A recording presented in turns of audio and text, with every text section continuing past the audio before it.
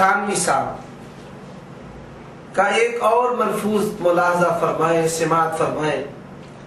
ملفوظات حکیم الامت جلد نمبر 15 ہے، صفحہ نمبر 203 ہے۔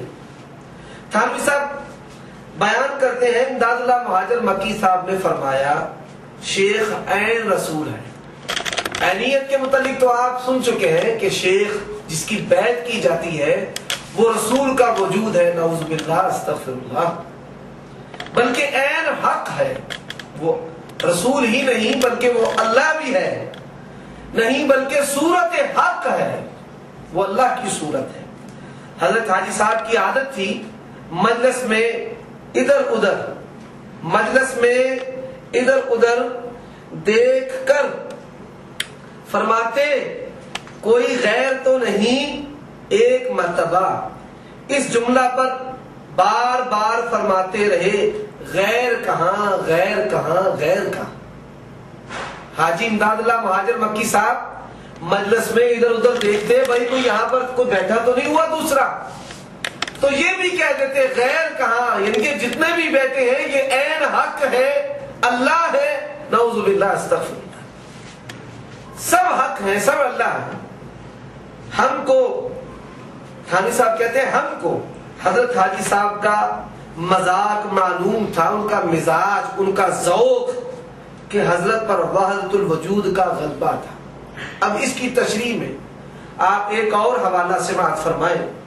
ایک شخص نے حاجی امداد اللہ مہاجر مکی سے سوال کیا، آپ کے اس مضمون سے معلوم ہوا جو آپ نے ضیاء القلوب میں لکھا ہے، یہ ضیاء القلوب مکتبۃ العلم کی یہ چھپی ہے، ضیاء العلوم، اور یہ حوالہ جو میں آپ کو دے رہا ہوں یہ شمائم امدادیہ صفحہ نمبر 34 کا ہے، شمائم امدادیہ صفحہ نمبر 34۔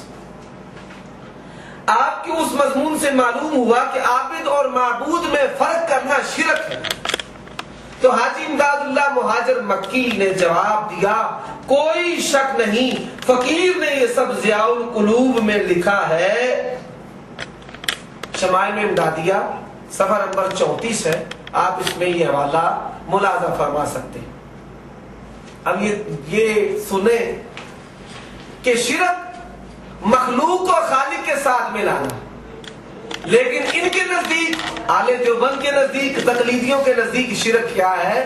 ان کے نزدیک شرک ہے عابد اور معبود میں فرق کرنا، یہ شرک ہے۔ تو جناب اشرف علی تھانوی صاحب کا ایک اور ملفوظ ملاحظہ فرمائیں، کیا کہتے ہیں؟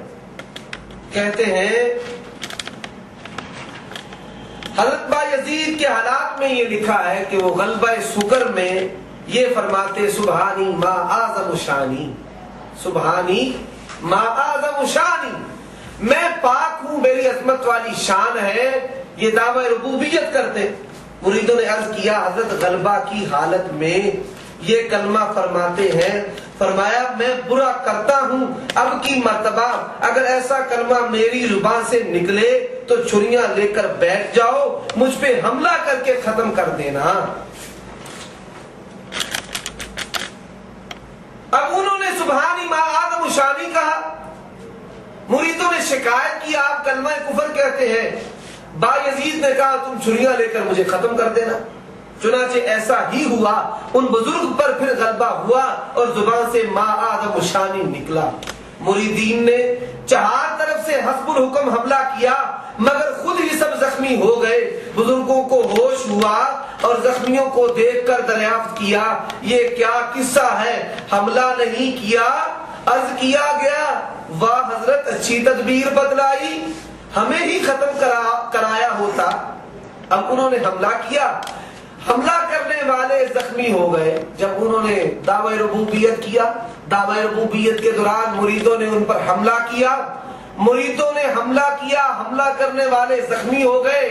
اب جب یہ ہوش میں آئے، دعوی ربوبیت سے باہر نکلے، بندہ سے رب بنے، پھر رب سے پھر بندہ بنے، تو کہنے لگے بھائی تم نے مجھ پر حملہ کیوں نہیں کیا؟ مرید کہتے ہیں واہ حضرت ہمیں ہی ختم کرایا ہوتا، اور تمام واقعہ ظاہر انہوں نے کر دیا۔ فرمایا تو بس اس سے معلوم ہوا کہ وہ بات میں نہیں کہتا، اگر کہتا تو سزا کا مستحق ہوتا، کہنے والا کوئی اور ہے۔ پھر اس کی توجیہ میں فرمایا کہ دیکھیے حضرت موسیٰ علیہ السلام جس وقت کوہ طور پر حاضر ہوئے تو شجر طور سے آواز آئی انی انا اللہ۔ جب شجر میں مظہر ہونے کی اہلیت ہو سکتی ہے تو انسان مظہر ہو جائے تو اس میں کیا بعد ہے۔ اب سامعین محترم، عزیز طلباء کرام، اساتذہ کرام، اب آپ یہ غور فرمائیں کہ ان کے نزدیک بایزید بستامی اس وقت رب تھا اور مارنے والے خود مر رہے تھے۔ الیاذ باللہ، استغفر اللہ ثم استغفر اللہ۔ اب یہی وحدت الوجود کا عقیدہ جو ہے، یہی عقیدہ جناب احمد رضا خان بریلوی صاحب کا ہے۔ احکام شریعت میں وہ کہتے ہیں، احکام شریعت میں انہوں نے یہ بات لکھی ہے، یہی بات ان کی زبانی بھی سن لیں۔ سوال کیا گیا کیا فرماتے علماء کرام اس مسئلہ میں؟ حضرات منصور و تبریز و سرمد نے ایسے الفاظ کہے جن سے خدائی ثابت ہوتی ہے تو دار پر آئے اور کار کھینچ دی گئی، لیکن وہ ولی اللہ گنے جاتے ہیں۔ اور فرعون، شداد، حامان، نمرود نے دعویٰ کیا تو مخلد فی النار ہوئے، اس کی کیا وجہ ہے؟ جواب میں احمد رضا خان بریلوی صاحب کیا کہتے ہیں؟ ان کافروں نے خود کہا اور ملعون ہوئے، اور انہوں نے خود نہ کہا، اس نے کہا جسے کہنا شایع ہے۔ آواز بھی انہی سے مسموع ہوئی جیسے موسیٰ علیہ السلام نے درخت سے سنا انی اللہ، میں ہی ہوں اللہ رب سارے جہان کا۔ کیا درخت نے کہا تھا؟ ہاشا، بلکہ اللہ نے کہا۔ یہ حضرات اس وقت شجر موسیٰ تھے، ان کے نزدیک کیا ہے؟ جس طرح موسیٰ علیہ السلام کے لیے اللہ شجر موسیٰ بن گیا، درخت بن گیا، درخت میں ظاہر ہو گیا، اسی طرح تبریز، سرمد، منصور حلاج جو ہے یہ زندیق، ان میں اللہ آ گیا اور اللہ بولا، اور اللہ کی آواز سے لوگوں نے پھر سنا عن الحق دعوی ربوبیت۔ اسی طرح احمد رضا خان بریلوی صاحب ملفوظات میں کیا لکھتے ہیں؟ ان سے پوچھا گیا مسئلہ وحدت الوجود کا مسئلہ ان سے پوچھا گیا، یہ صفحہ نمبر 57 ہے۔ وحدت الوجود کے کیا معنی ہے؟ ارشاد، وجود ہستی بذات واجب اللہ تعالیٰ کے لیے ہے، اس کے سوا جتنی موجودات ہیں سب اسی کی ہیں، اس کے ذیل پر تو ہیں، تو حقیقتاً وجود ایک ٹھہرا۔ وہ کہتے ہیں کہ جتنی بھی چیزیں ہیں وہ اللہ ہی ہے۔ یہ جناب احمد رضا خان بریلوی صاحب بھی یہ عقیدہ رکھتے ہیں وحدت الوجود کا، یہ عقیدہ یہود و نصارہ کا، یہ عقیدہ ہندوؤں کا، یہ عقیدہ سکھوں کا، یہ عقیدہ بریلویوں کا، یہ عقیدہ اہل دیوبند کا، اور یہی عقیدہ ہے مرزا غلام احمد قادیانی کا۔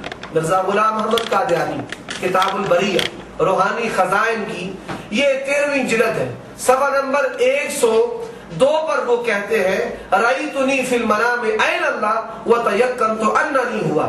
آئینہ کمالات اسلام میں یہ عربی عبارت موجود ہے جس کا ترجمہ آپ کتاب البریہ صفحہ 102 پر ملاحظہ کر سکتے ہیں۔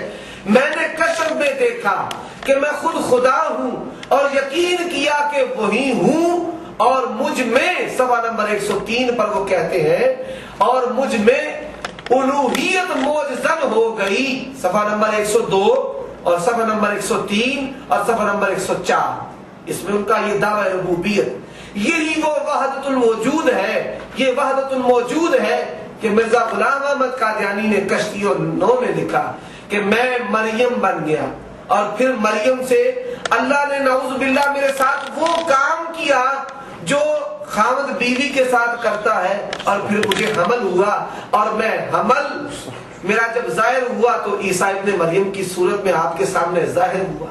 اس کو ہماری پنجابی میں کہتے ہیں میں وچوں میں ہویا میں ود میں۔ اب یہی عقیدہ غلام احمد قادیانی کا، یہی عقیدہ جناب احمد رضا خان بریلوی کا، یہی عقیدہ ہندوؤں کا، یہی عقیدہ یہود و نصارہ کا۔ کہیں ابنیت اللہ کا بیٹا، کہیں چمکار ہوتا، کہیں کرشن جی، رام چندر جی، اور کہیں پر مرزا غلام احمد قادیانی، اور کہیں پر جناب